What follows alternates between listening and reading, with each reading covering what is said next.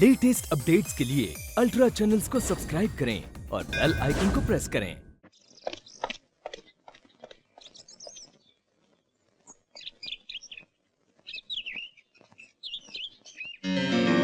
अच्छा हुआ तुम खुद यहाँ आ गए। हमारा इलाका खाली करने का आज आखिरी दिन है, ये तुम्हें याद होगा।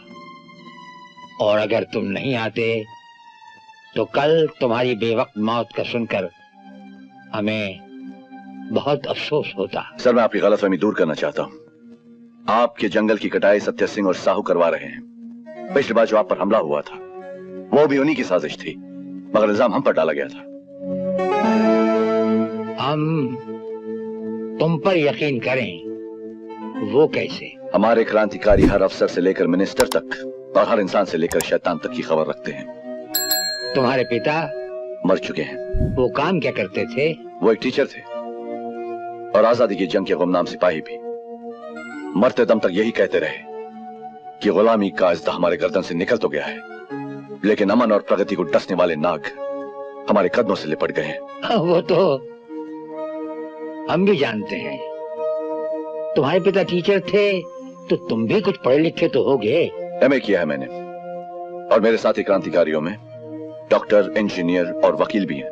तुम्हारे चाहने वाले बढ़ रहे हैं या घट रहे हैं? बढ़ रहे हैं। फिर तो तुम्हारा मकसद सच्चा है, मगर तरीका गलत है। जरा गौर करो, बंदूक अपनी हिफाजत के लिए बनाई जाती है। अगर हर कोई बंदूक से बात करने लगे तो इसका अंत क्या होगा तुम जानते हो? यह जानना हुकूमत का काम है।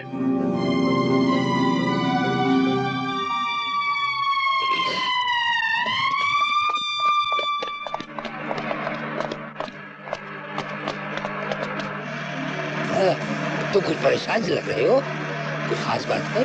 मैं आतंकवादियों से एनकाउंटर करके आ रहा हूँ। विजय इसी इलाके में कहीं घुसा है।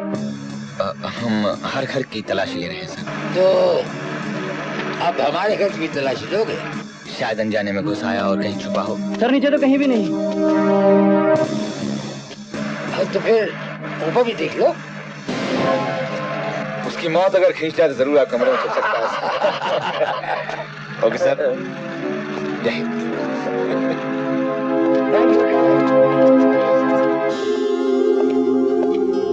सर, आपने मुझ पर एहसान किया है। एहसान? एहसान कैसा? एक सच्चा और बहादुर इंसान दूसरे सच्चे और बहादुर इंसान की इज्जत ही नहीं, हिफाजत भी करता है।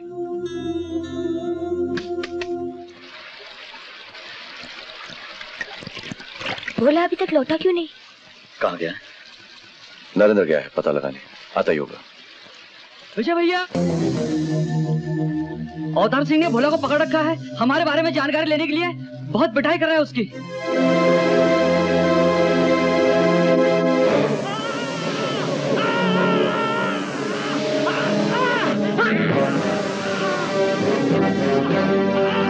छोड़ दो इसे। बताओ तुम लोगों ने मोर्चे कहाँ कहाँ बना रखे हैं? नहीं बताऊंगा।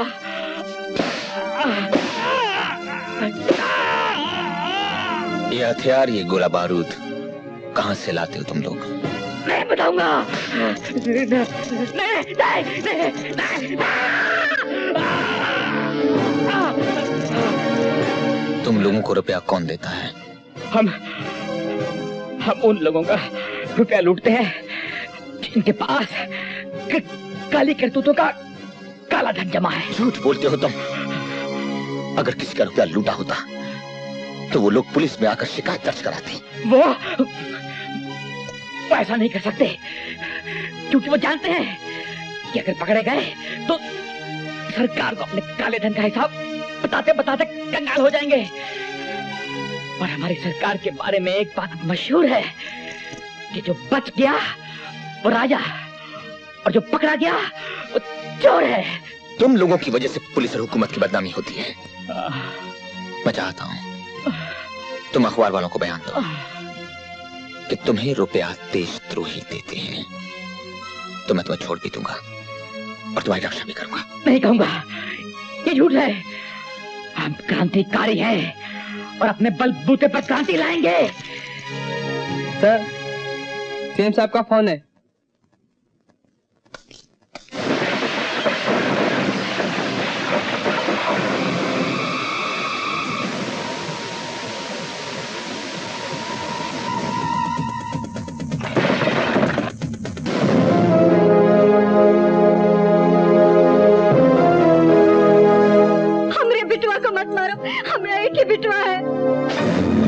सत्या सिंह से पूछो उससे कितनी माओं की गोदे खाली की है, कितों के सुहाग उजाड़े हैं।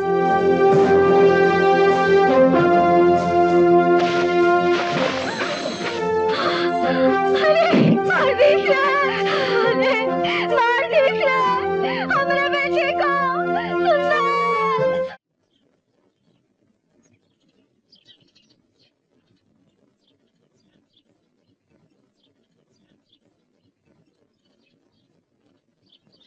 अब समझ आया ना, किसी के घर जला देने से, किसी को गोली मार देने से, किसी को यतीम या बेवा बना देने से कितना दुख होता होगा।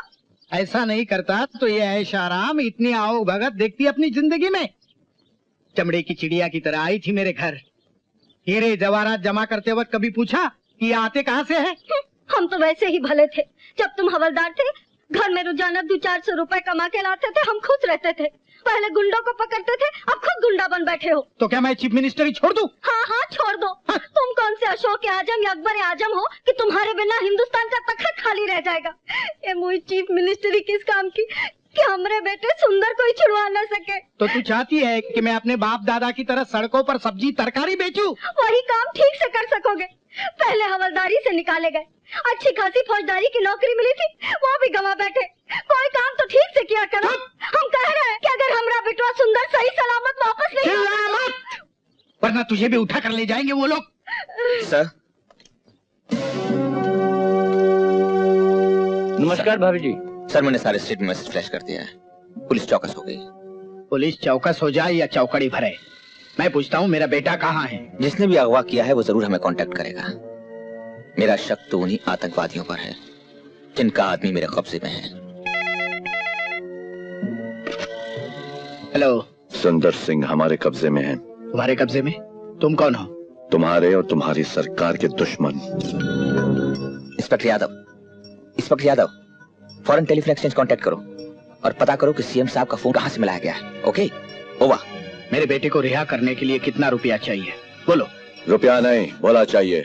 आज रात 12 बजे के अंदर अंदर। 12 बजे के अंदर अंदर? हाँ, वरना सुंदर सिंह तो जान से जाएगा ही, साथ में सरकारी दफ्तर भी ब्लास्ट कर दूंगा। Hello hello hello hello hello hello hello hello hello. Sir, exchange का फोन बिजी आ रहा है, आप उनको बातों में लगाए रखिए। उसने फोन काट दिया है। तुम पुलिस का दस्ता तैयार रखो और सारे पब्लिक टेलीफोन बूथ पर कड़ी निगरानी रखो। वो फिर से फोन करेगा। ओवर। कमिश्नर, भोला को छोड़ दो। नहीं सर, मैं आतंकवादी की फरमाइशें पूरी करने के लिए नहीं, अपना फर्ज निभाने के लिए काम करता हूँ। मिस्टर कमिश्नर, जानते हो तुम्हारा अंजाम क्या होगा? मैं अंजाम की परवाह नहीं करता मिस्टर साहू। मैं तुमको जानता हूँ और तुम्हारे तौर तरीकों को भी। पुलिस को धमकी दोगे तो सारी जिंदगी साधु बनकर घूमते रहोगे। कमिश्नर, मुझे ये बताओ कि मेरे बेटे का क्या होगा? आपके बेटे को कुछ नहीं होगा सर। हाँ हाँ, आप उसे हमारे जंगलात में ढूंढ सकते हैं और हमारे आदमी रास्ता दिखाने में आपकी मदद भी करेंगे। मगर एक बात याद रहे कि हमारे जंगलात में बम बारूद का इस्तेमाल नहीं करेंगे। सर, मैं आपको यकीन दिलाता हूँ कि जितनी बारूद की जरूरत रहे उतनी ही इस्तेमाल की जाएगी। हाँ, नहीं नहीं, हरगिज नहीं। जंगल में आग लग सकती है, उसे बुझाएगा कौन? सर, ये तो मेरे फर्ज का तकाजा है। भाई, आपका फर्ज या सत्य सिंह के बेटी की जिंदगी हमारे देश की अमानत से तो ऊंची नहीं। हाँ हाँ, हम उसे आजाद करा सकते हैं विजय से मिलकर, अगर तुम्हारा चीफ मिनिस्टर चाहे तो।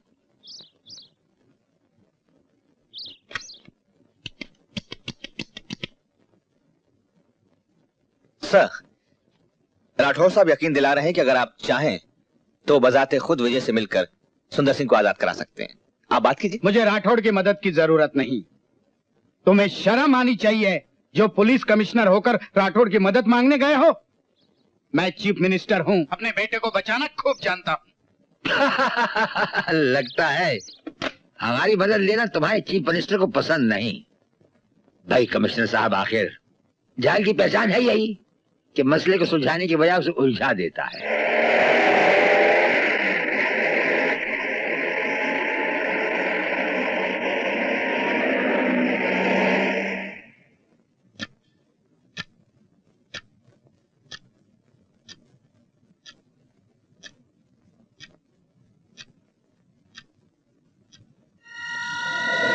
मैं कहता हूँ भोला को छोड़ दो। कमिश्नर, अगर सुंदर सिंह वापस नहीं आया तो तुम भी यहां से वापस नहीं जा सकोगे। सर ये लड़का चिट्ठी लेके आया है।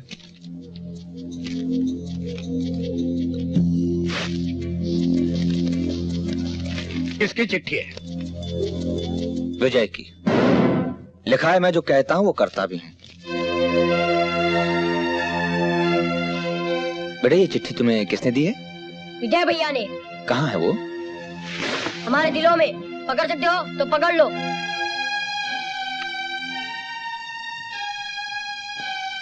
इस भोला को न छोड़ने से आतंकवाद तो खत्म नहीं हो जाता। भाई साहब, आपको हम राखी का वास्ता देकर आपसे भीख मांगते हैं। हमारे सुंदर को बचा लीजिए, हमारे सुंदर को बचा लीजिए।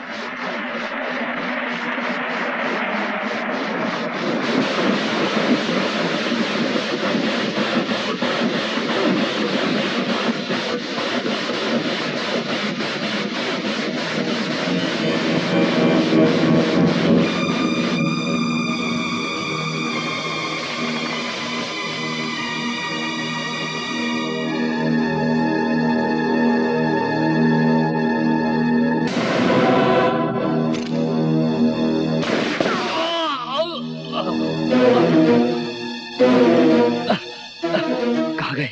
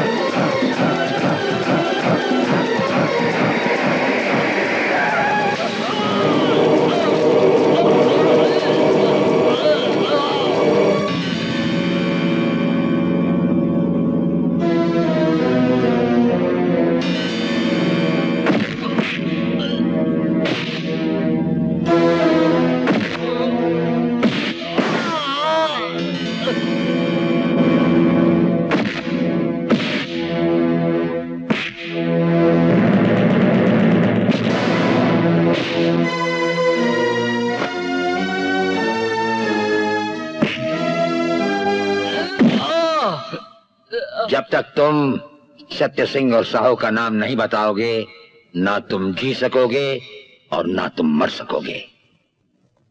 बोलो।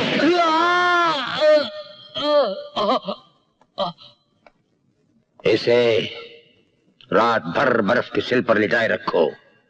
नींद, प्यास और भूख की शिद्दत से ये अपना मुंह खोलेगा। चलो उठ।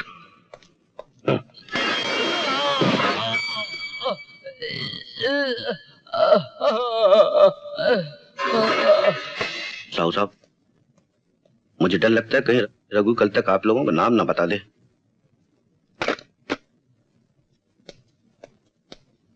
चलो, तुम्हारी रिहाई हो गई है।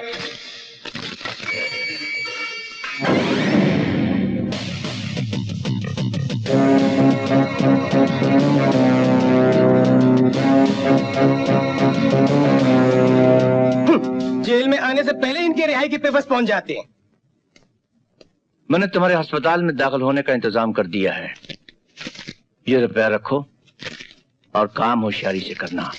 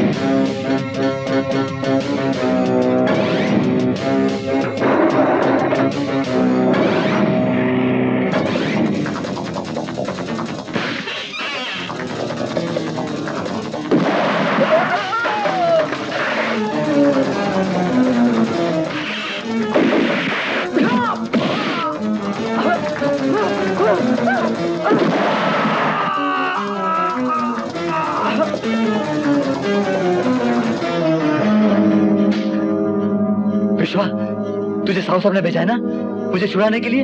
हाँ? ये क्या है? साइनाइड का कैप्सूल है। साहू साहब ने दिया तुम्हें खाने के लिए। नहीं नहीं, मैं जीना चाहता हूँ विश्वा, मैं जीना चाहता हूँ। मेरी छोटी सी बच्ची है, उसकी शादी होने तक मैं जीना चाहता हूँ। मैं मरना नहीं चाहता विश्वा, मुझे बचा लो।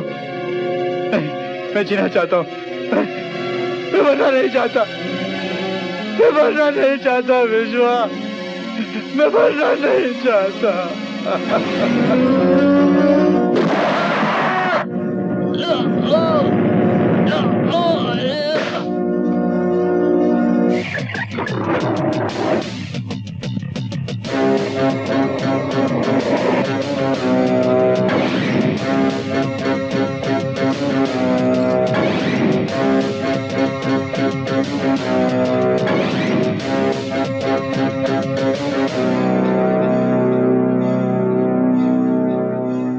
पुलिस मुलजिम को ना तो पहचान सकी और ना ही पकड़ सकी, और हमने जब मुलजिम को पुलिस के हवाले किया तो पुलिस हिरासत में एक रात भी उसकी हिफाजत नहीं कर सकी, वरना हमने इन सियासी दलालों का पोल खोल दिया होता। सर, रघु का कत्ल इतनी चालाकी से किया गया है कि ये मेरे लिए खुद एक मुअम्मा बन गया है। ये मुअम्मा नहीं, पुलिस की कोताही है। अगर वो नहीं तो पुष्ट पनाही है। सर, आपके बयान पर मुझे एतराज है। एतराज?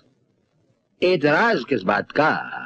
एतराज करने से पहले उन गुंडों को पहचानिए जो वर्दी पहनकर पुलिस में शामिल हो चुके हैं और सियासी दलालों के इशारों पर काम करते आ रहे हैं।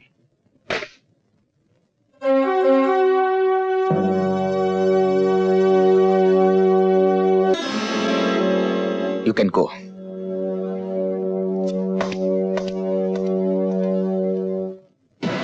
तुम फिक्र मत करो, पुलिस कमिश्नर तुम्हारा कुछ नहीं बिगाड़ सकता। वो जिंदगी भर रघु के कातिल को ढूंढता फिरेगा मगर विश्वा तक पहुंच नहीं पाएगा। और अगर पहुंच भी गया तो हॉस्पिटल के रिकॉर्ड के मुताबिक विश्वा तो उस रात हॉस्पिटल में था। किस्सा खलास। मगर हमारा जंगल की कटाई का ठेका धरा का धरा रह गया। जब तक राठौर रहेगा हमारे नाम और काम को खतरा लगा रहेगा। साहू, जब पाँव में कांटा चुभ जाए तो कांटा निकालोगे या पाँव काट लोगे? कांटा निकालना होगा। तो फिर सोचो मत, खत्म कर दो उसे।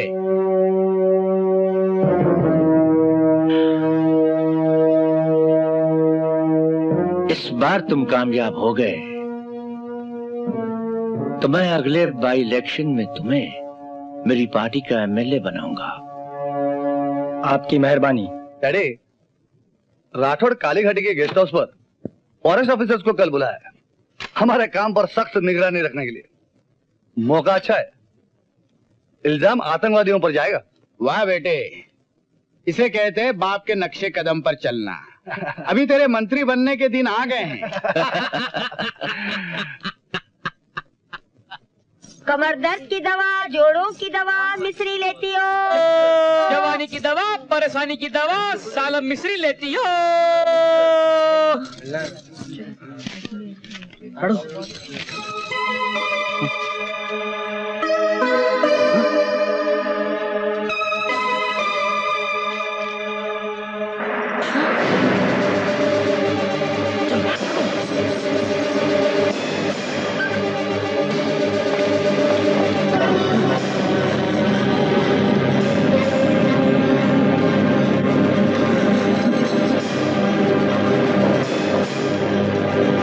तुम यहाँ से जाओ।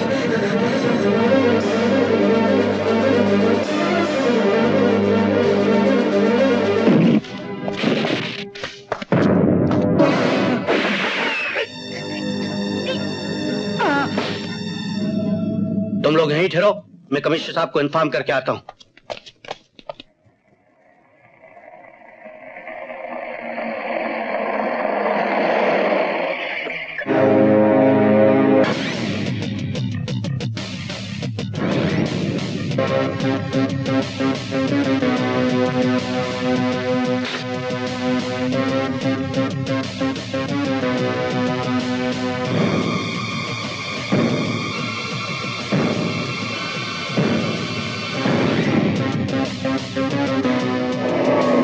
बड़े साहब लोगों की मीटिंग चल रही है, आप लोग पीछे वाले रास्ते से जाइए। लेकिन वो तो 4 कोस दूर है साहब, और हमें इसी रास्ते से जाना है।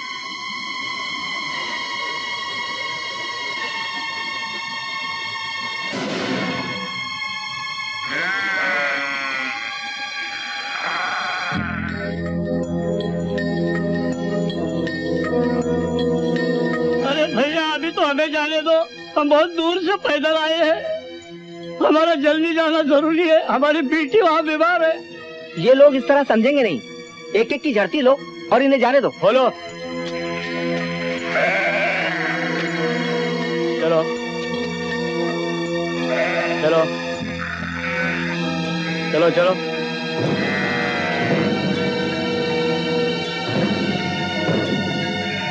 चल आगे चल।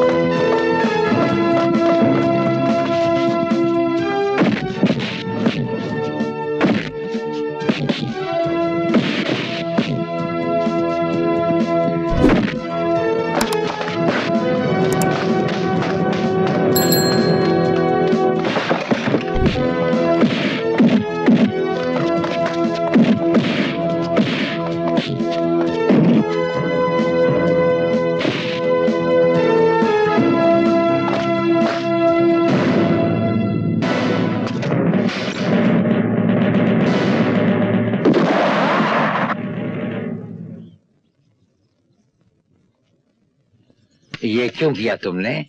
एक सच्चा और बहादुर इंसान दूसरे सच्चे और बहादुर इंसान की इज्जत ही नहीं बल्कि हिफाजत भी करता है। हाँ, वो तो ठीक है। अगर ये जिंदा पकड़ा जाता तो हम सत्य सिंह को सड़कों पर सब्जी तरकारी बेचने लगा देते। वो दिन भी जरूर आएगा सर। हाँ।